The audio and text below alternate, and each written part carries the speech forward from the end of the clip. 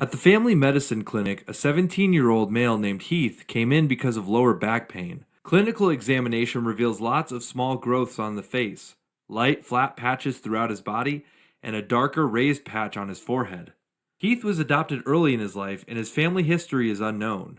Abdominal ultrasound reveals an angiomyolipoma of the left kidney.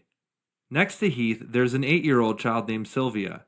Sylvia complains of difficulty seeing what the teacher is writing in school.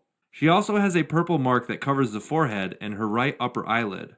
Eye examination reveals increased intraocular pressure in the right eye. Her medical history includes an episode of seizure when she was 5 years old. A brain MRI is ordered and reveals brain atrophy. Finally, there's a 45-year-old male named Austin, who came in because of a ringing sound in his ears and a gradual loss of hearing. Brain MRI reveals bilateral masses on the cerebellopontine angle. Okay, so all of them have a neurocutaneous syndrome. Neurocutaneous syndromes primarily affect the nervous system and the skin.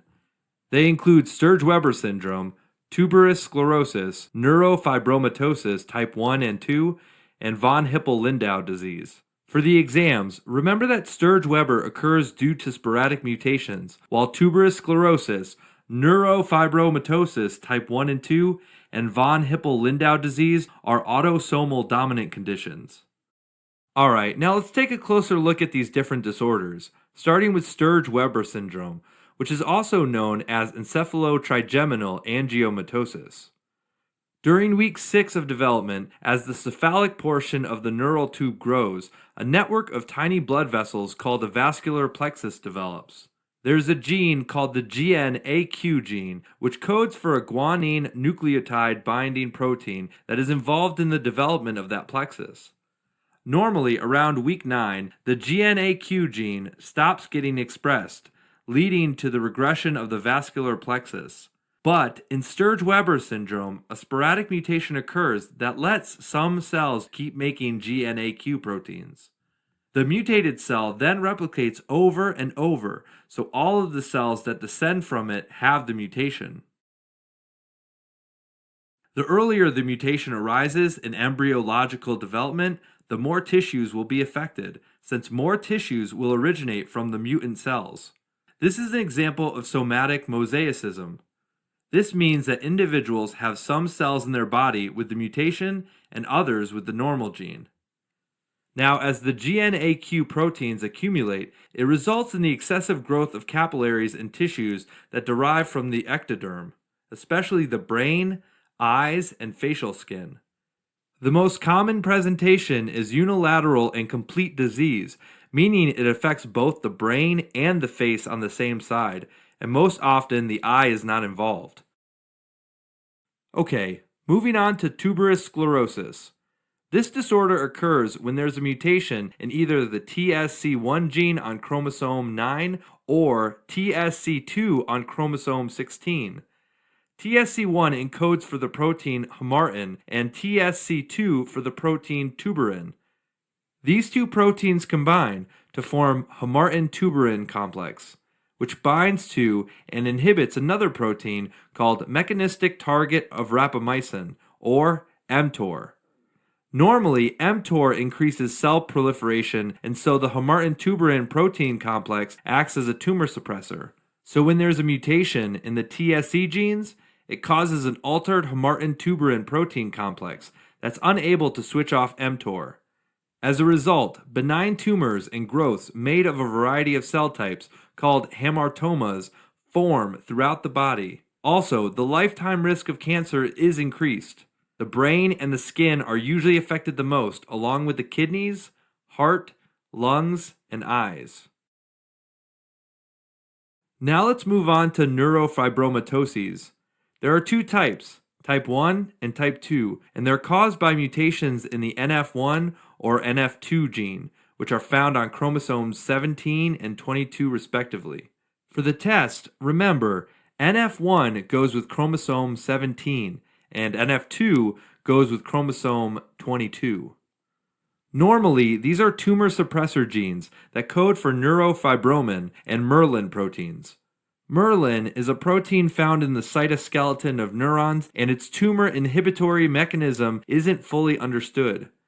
You're much more likely to be asked about the mechanism of type 1 neurofibromatosis and neurofibromin, which inactivates the RAS pathway.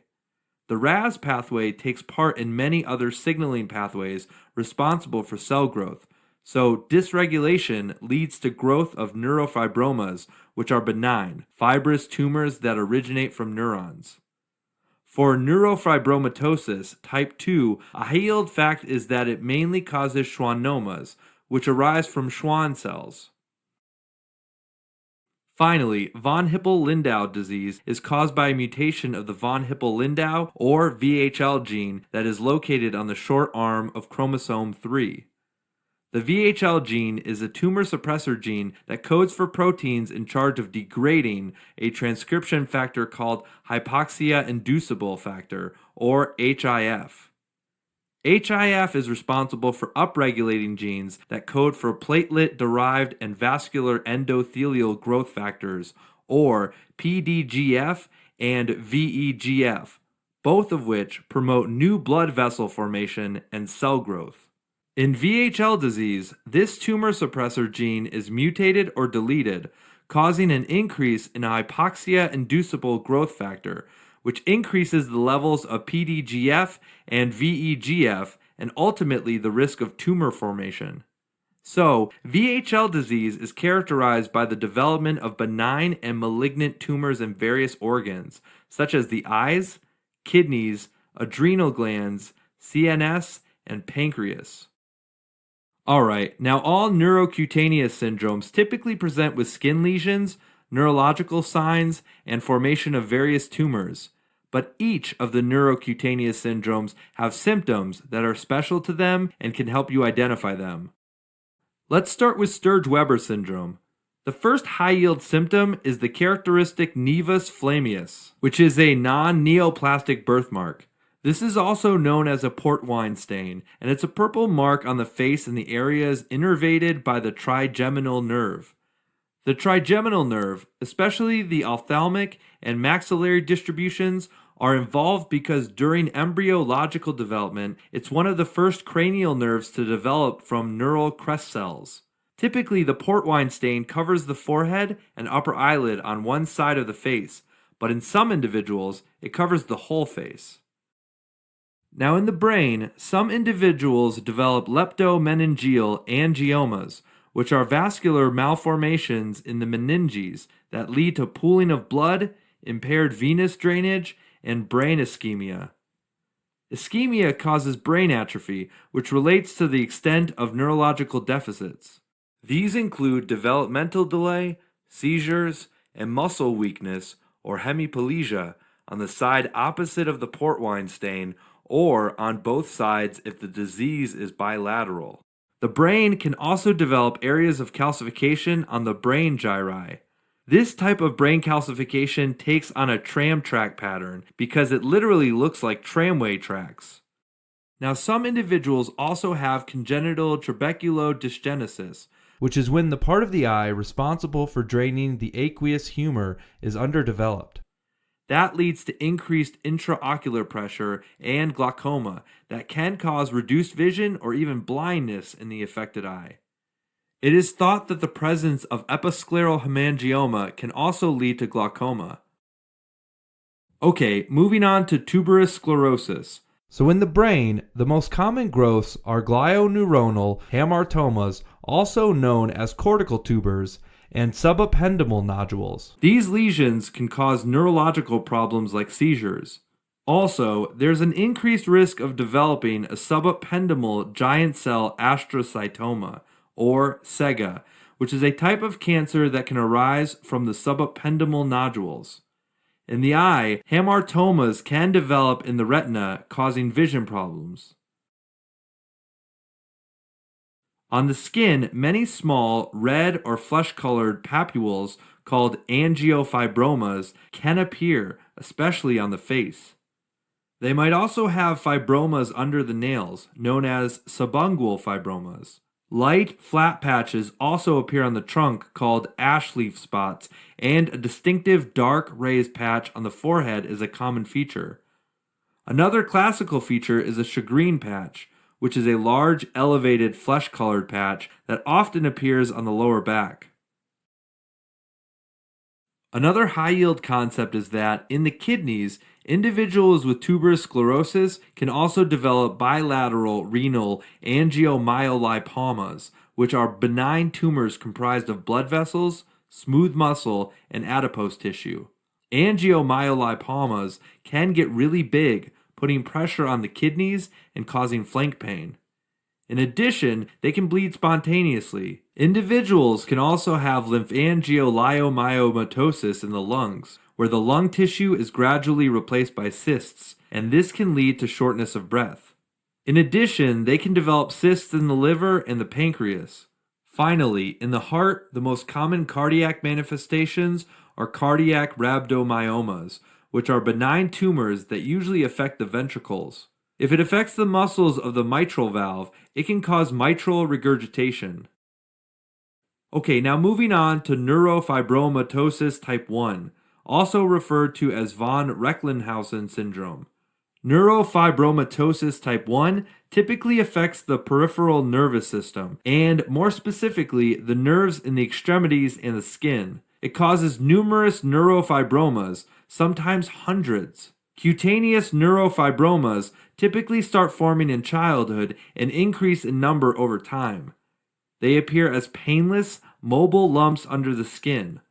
Also, individuals with neurofibromatosis type 1 often have skin markings called café au lait spots, which are flat patches that are the color of milky coffee, and they're an important clue to make the diagnosis. These spots typically appear on the back, buttocks, and thighs in the first year of life and increase in number over time. In the eyes, there are Lisch nodules, which are tan, colored bumps on the iris. These nodules almost always appear by the age of 6, but don't usually cause any vision problems. In addition, neurofibromatosis type 1 is also associated with optic nerve gliomas. There's also an increased risk of other problems in the nervous system like seizures, learning difficulties, and malignant peripheral nerve sheath tumors. Occasionally, large neurofibromas can develop in the abdominal cavity, and they can press against nearby organs like the kidneys and impair their function. Also, pheochromocytoma, a tumor of the adrenal medulla, can develop. Because this tumor pumps out large amounts of catecholamines like norepinephrine and epinephrine, individuals can present with symptoms of sympathetic overactivity, such as headaches, sweating, palpitations, and hypertension. Neurofibromatosis type 2 is less common and presents differently. It's often limited to the central nervous system and the cranial nerves, so skin manifestation like subcutaneous neurofibromas and café au lait spots are much less common. Individuals typically develop schwannomas in the spinal cord or along the cranial nerves. The most common and high-yield area you need to know is the cerebellopontine angle along the 8th cranial nerve. The schwannomas here are called acoustic neuromas, and they usually arise bilaterally, which is very uncommon outside of type 2 neurofibromatosis. Acoustic neuromas can cause tinnitus, or a ringing sound in the ears, and gradual loss of hearing on both sides. Also, for the exams, remember that individuals with neurofibromatosis type 2 develop tumors called meningiomas. If they develop in the spinal meninges, they can compress the spinal cord, leading to pain, numbness, and weakness in the extremities. If they develop in the cerebral meninges, they can cause seizures or visual change and muscle weakness. In addition, individuals with neurofibromatosis type 2 can also develop ependymomas, which derive from ciliated cells that line the ventricles and central canal. Ependymomas can compress nearby ventricles and obstruct CSF flow, leading to obstructive hydrocephalus. Finally, individuals with neurofibromatosis type 2 can develop eye problems like cataracts or hamartomas in the retina. Alright, the last disorder is von Hippel-Lindau disease, which causes hemangioblastomas. These are benign tumors of the blood vessels that most often occur in the retina or the central nervous system, which includes the brain and the spinal cord. Hemangioblastomas in the retina can lead to blindness, while in the CNS, symptoms are based on the location. If the tumor is in the cerebellum, it will cause ataxia or loss of balance. If it's in the spinal cord, it can lead to numbness and weakness in the limbs. Since the hemangioblastomas occupy space in the brain, they can also increase intracranial pressure, causing symptoms like headaches, nausea, and vomiting. VHL is also associated with angiomatosis that consists of many cavernous angiomas that typically form on the skin, mucosa, or internal organs. Individuals with VHL can have benign cysts, which can arise in various organs like the lungs and the liver, and cystadenomas, which are benign, cyst-like tumors that originate from the epithelium. One type of cystadenoma is endolymphatic sac tumor of the inner ear, and it can lead to deafness and vertigo. For the test, also remember that cysts can develop in the kidneys and pancreas, but the more worrisome tumor associated with VHL is renal clear cell carcinomas that can appear bilaterally. Alright, as a quick recap, neurocutaneous syndromes occur when there's a mutation in one of the many tumor suppressor genes. A common theme is that these disorders cause neurological deficits and cutaneous manifestations, and they often present at a young age. Sturge-Weber syndrome is the only disorder caused mainly by sporadic mutation. Tuberous sclerosis, neurofibromatosis type 1 and 2, and von Hippel-Lindau disease are autosomal dominant disorders. Okay, back to the patients.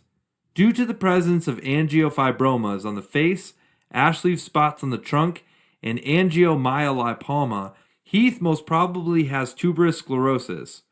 Diagnosis can be confirmed with genetic testing to identify a mutation in TSC1 or TSC2. Now Sylvia most likely has Sturge-Weber syndrome. She has a port wine stain on her face, glaucoma, brain atrophy, and seizures.